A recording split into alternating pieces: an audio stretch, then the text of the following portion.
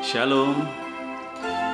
Mari kita datang memuji, menyembah Allah yang hidup, dan meletakkan seluruh pengharapan kita di hari ini hanya kepada Tuhan. Haleluya, Engkau baik Tuhan. Sungguh Engkau ajaib, sungguh Engkau mulia. Kami bawa korban syukur kami kepadamu. Kami bawa pujian kami kepada Tuhan. Kami rindu menyembah-Mu, kami rindu tinggikan Engkau. Haleluya.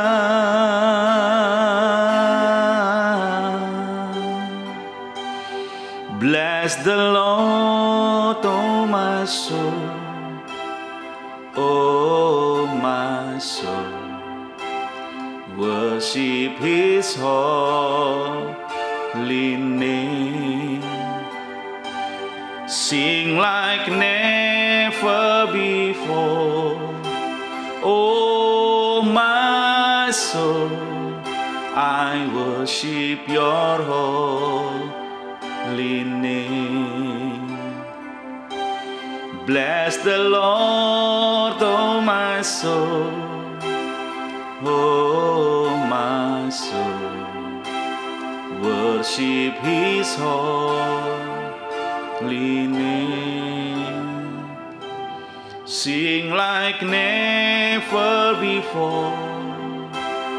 Oh my soul, I worship your holy name.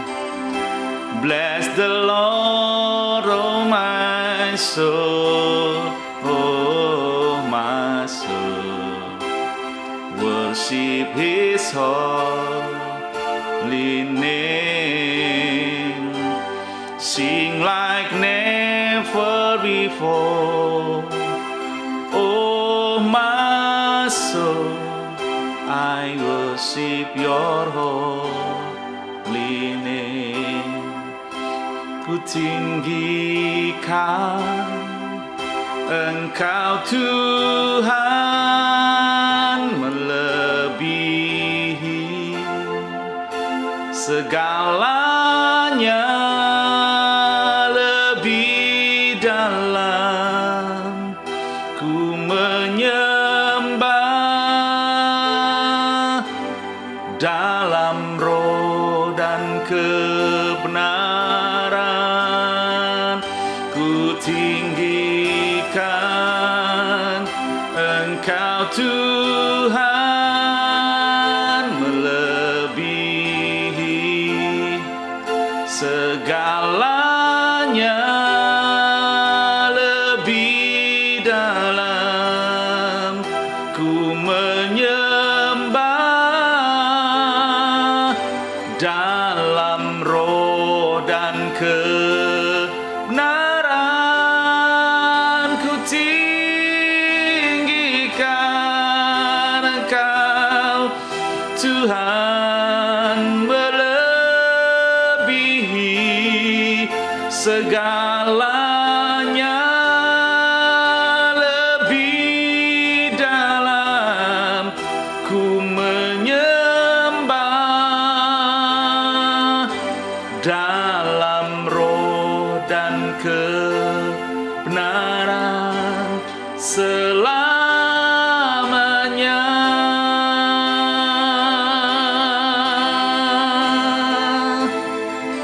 Kami sembah Engkau Tuhan, kami sanjung Engkau, kami tinggikan, kami muliakan. Hanya Engkau Yesus Tuhan yang layak disembah. Haleluya. Kinara lama rala marala marala maralamu. Shebara la rala mat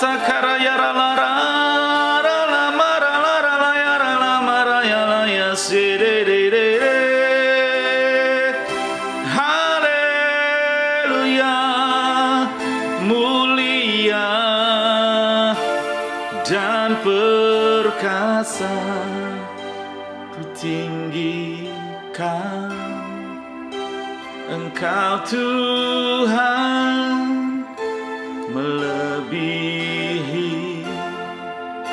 segalanya,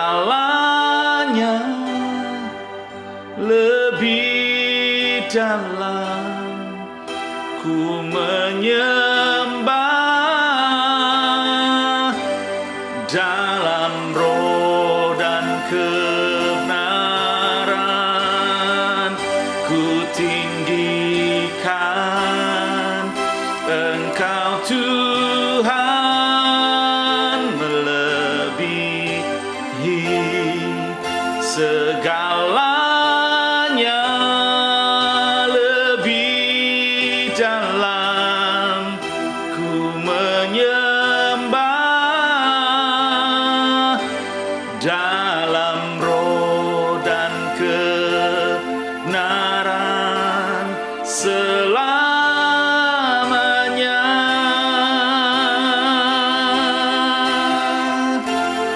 Selamanya.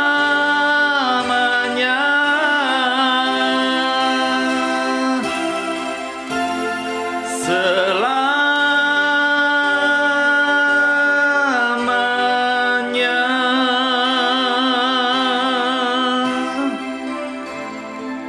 Terima kasih untuk hari ini Tuhan. Terima kasih buat waktu terbaik kami memuji dan menyembah Tuhan. Saatnya kami akan belajar kebenaran firman-Mu. Urapi tanah hati kami, juga urapi hamba-Mu yang sampaikan firman-Mu, kuat kuasa pengurapan Tuhan penuh atas hamba-Mu. Dalam nama Tuhan Yesus kami berdoa dan bersyukur. Haleluya. Amin. Shalom Bapak Ibu yang dikasihi Tuhan. Sebelum kita memulai hari ini, mari kita datang kepada Tuhan. Kita mau bersama-sama mengucap syukur kepada Tuhan, sebab Tuhan itu baik dan bahwa kasih setianya untuk selama-lamanya. Pagi hari ini kita mau belajar dari Kolose 4 ayat 2. Bertekunlah dalam doa dan dalam pada itu berjaga-jagalah sambil mengucap syukur. Bertekunlah dalam doa. Tuhan meminta kita untuk terus-menerus berdoa, bertekun. Karena apa Bapak Ibu? Ketika kita bertekun di dalam doa, kita itu mendekat kepada Tuhan. Ketika kita bertekun di dalam doa, kita selalu berkomunikasi dan berdialog dengan Tuhan, Sang Pemandu kehidupan kita, sehingga kita tidak tersesat lagi di dalam kehidupan ini. Selain bertekun di dalam doa, Tuhan juga minta kita untuk berjaga-jaga. Berjaga-jaga dalam iman. Supaya apa Bapak Ibu? Ketika ada tantangan, ketika ada badai kehidupan melalui kehidupan kita, kita tetap waspada. Kita tetap kuat karena kita berjaga-jaga. Kita tidak lengah sehingga kita tetap berdiri di atas kebenaran firman Tuhan. Dan yang uniknya bagian C, Tuhan katakan dalam pada itu berjaga-jagalah sambil mengucap syukur. Kenapa? Tuhan meminta kita berjaga-jaga sambil mengucap syukur. Pentingkah mengucap syukur itu di hadapan Tuhan? Mengucap syukur itu sangat penting bagi kita semua. Karena pada saat kita mengucap syukur, maka tidak ada celah iblis yang bisa masuk di dalam kehidupan kita. Di dalam Efesus 6 ayat 12 dikatakan, karena perjuangan kita bukanlah melawan darah dan daging, tetapi melawan pemerintah-pemerintah, melawan penguasa-penguasa, melawan penghulu-penghulu dunia yang gelap ini, melawan roh-roh jahat di udara. Jika seseorang tidak bisa bersyukur, biasanya hatinya sedang tidak dalam damai sejahtera. Hatinya sedang panas, emosi, tidak terima, dan lain-lain. Dan ini adalah celah bagi iblis. Iblis bisa memanfaatkan kita untuk masuk dalam kehidupan kita karena kecerobohan kita sendiri, karena emosi kita, karena kepahitan kita, karena iri hati kita. Disitulah celah iblis masuk sehingga dia bisa menarik kita untuk jatuh lebih dalam di dalam dosa. Tetapi firman Tuhan katakan, untuk kita selalu bersyukur, untuk menjaga hati. Sekarang pertanyaannya, bagaimana kalau situasi dan kondisi di sekitar kita memancing emosi kita? Apakah kita tidak boleh marah? Di dalam Mazmur 4 ayat 5 dikatakan, biarlah kamu marah, tetapi jangan berbuat dosa. Berkata-katalah dalam hatimu di tempat tidurmu, tetapi tetaplah diam. Kita boleh marah, tetapi kita tidak boleh berbuat dosa. Karena Tuhan tahu saat kita marah, seringkali kita lepas kontrol. Bahkan kata-kata kutuk, kata-kata hujat pun bisa keluar dari mulut kita. Karena itu Tuhan meminta saat kita marah, ambil waktu sendiri dulu, berkata-kata dalam hatimu di tempat tidurmu, tetapi tetaplah diam. Itu firman Tuhan. Tuhan tidak ingin dalam posisi marah kita mengeluarkan kata-kata yang justru mengutuki diri kita sendiri atau mengutuki orang lain. Karena itu Tuhan meminta kita berkata-kata dalam hatimu, di atas tempat tidurmu, sendirian artinya. Tetapi tetaplah diam. Bapak Ibu yang dikasihi Tuhan, saat kita berkata-kata dalam hati, sebenarnya kita itu sedang merenung, kita sedang berkata-kata dengan Tuhan. Bukankah kita sebagai anak-anak Tuhan, Yesus ada di dalam hati kita? Nah, pada saat kita berkata-kata di dalam hati, maka sesungguhnya kita sedang berkata-kata dengan Tuhan.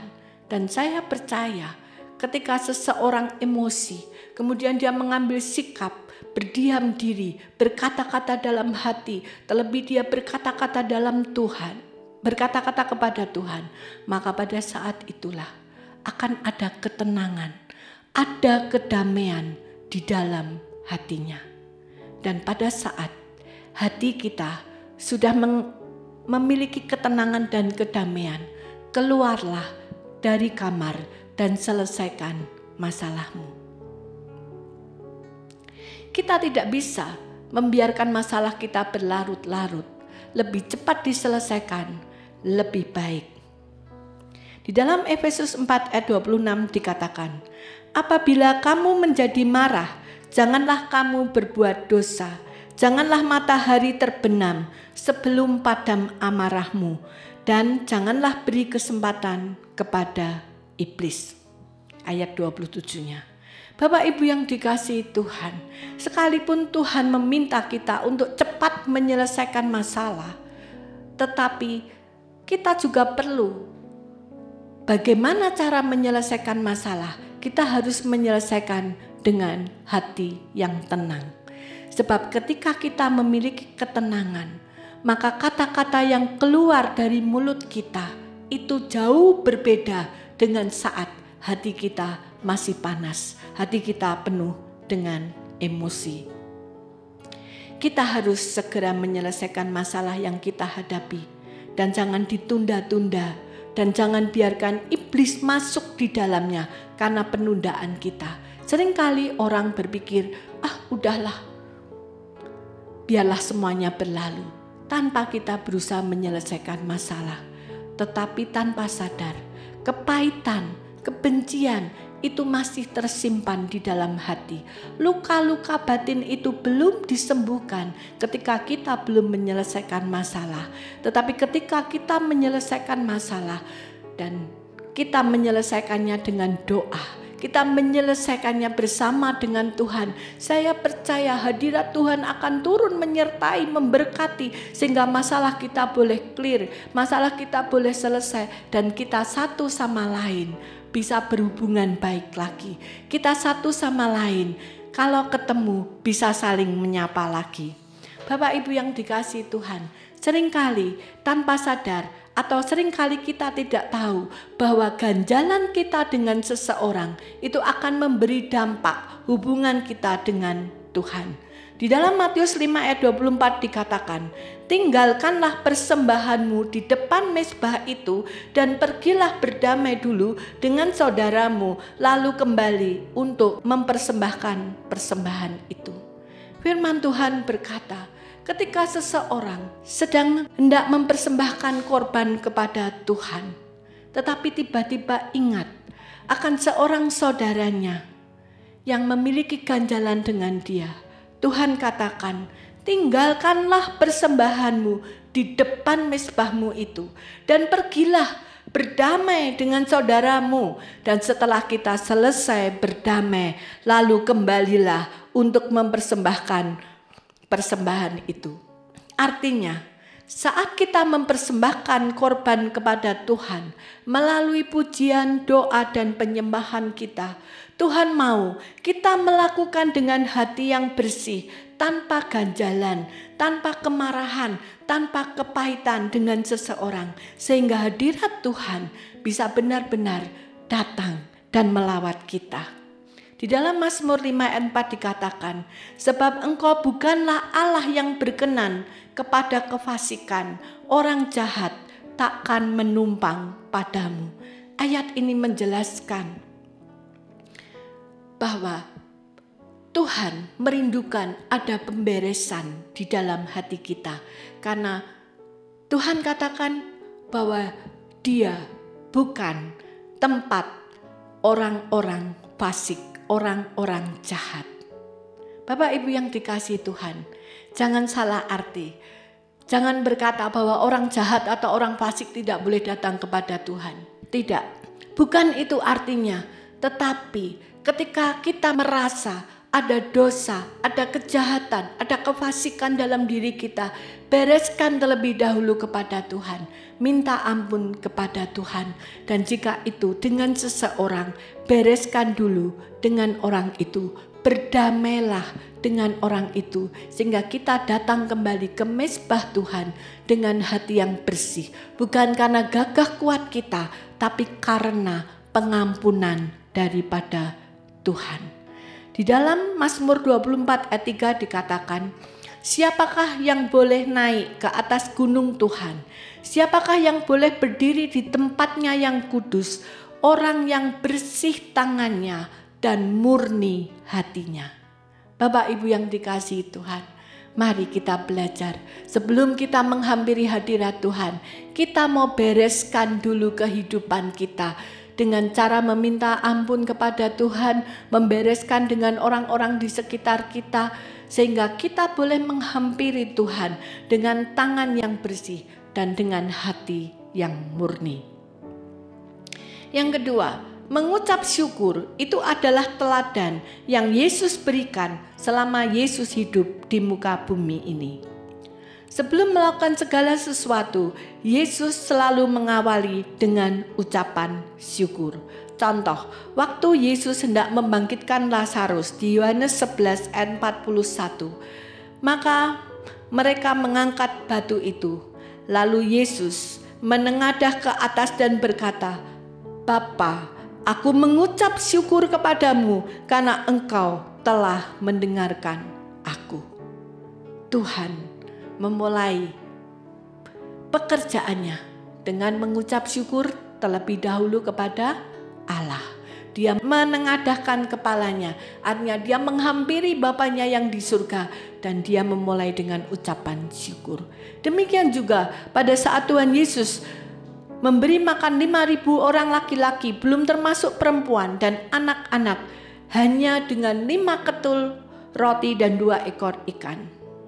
Di dalam Yohanes 6 ayat 11 dikatakan, lalu Yesus mengambil roti itu, mengucap syukur dan membagi-bagikannya kepada mereka yang duduk di situ. Demikian juga dibuatnya dengan ikan-ikan itu sebanyak yang mereka kehendaki. Yesus selalu mengucap syukur, menengadahkan kepala ke atas, dan mujizat turun terjadi. Bagaimana dengan kita? Keterlibatan Tuhan dalam hidup kita itu bisa menghasilkan mujizat, karena Tuhan sanggup memberikan hasil berlipat kali ganda lebih daripada kalau kita melakukan seorang diri. Karena itu janganlah pernah jauh atau meninggalkan Tuhan, karena manusia diciptakan dalam hadirat Tuhan. Seperti ikan, Bapak Ibu, diciptakan untuk hidup di dalam air. Ketika ikan itu keluar dari air, dia akan merasa tidak nyaman. Dan kalau itu dibiarkan terus-menerus, pada akhirnya membawa kepada kematian. Demikian juga dengan kita, Bapak Ibu. Kita diciptakan Tuhan di dalam hadirat Tuhan. Ketika kita keluar dari hadirat Tuhan, maka kita tidak merasakan damai, sejahtera, sukacita. Yang ada hanya kegelisahan, yang ada hanya kesendirian, kekosongan hidup. Dan kalau kita biarkan, lama-lama kita menjadi stres dan bisa berdampak pada kematian secara rohani. Yesus pernah merasakan bagaimana rasa kesendirian dan kekosongan hatinya ketika jauh dari Bapanya. Sehingga sampai Tuhan Yesus berseru, "Allahku, Allahku, mengapa engkau meninggalkan aku?" Matius 27 ayat 46. Sementara Daud di Mazmur 22 ayat 2-3 berkata, "Allahku, Allahku, mengapa engkau meninggalkan aku? Aku berseru, tetapi engkau tetap jauh dan tidak menolong aku. Allahku, aku berseru-seru pada waktu siang, tetapi engkau tidak menjawab. Dan pada waktu malam, tetapi tidak juga aku tenang." Dari ayat ini kita bisa memahami, ketika kita jauh daripada Tuhan, hidup kita akan terasa kosong. Hidup kita terasa hampa. Tidak ada ketenangan. Karena itu Bapak Ibu yang dikasihi Tuhan, mari kita belajar mengucap syukur senantiasa.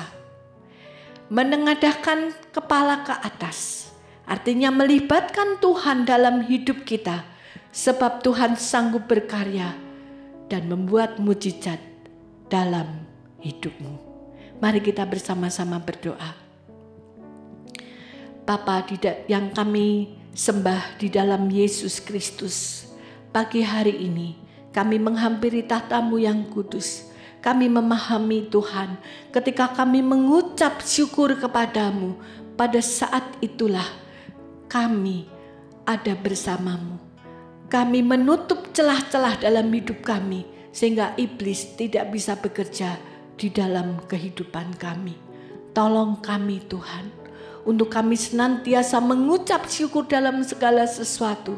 Bahkan seperti yang Engkau teladankan, sebelum kami memulai suatu pekerjaan, kami memulainya dengan bersyukur terlebih dahulu kepadamu. Karena kami tahu Tuhan, ketika kami bersyukur kepadamu, itulah pintu-pintu berkat, pintu-pintu mujizat, pintu-pintu kedahsyatan akan terbuka bagi kami. Terima kasih Bapa. Ajar kami bersyukur senantiasa. Apapun yang terjadi di dalam kehidupan kami tahu Engkau ada bersama dengan kami. Engkau tidak pernah meninggalkan kami. Karena itu jangan biarkan Tuhan kami menyimpang ke kanan dan ke kiri.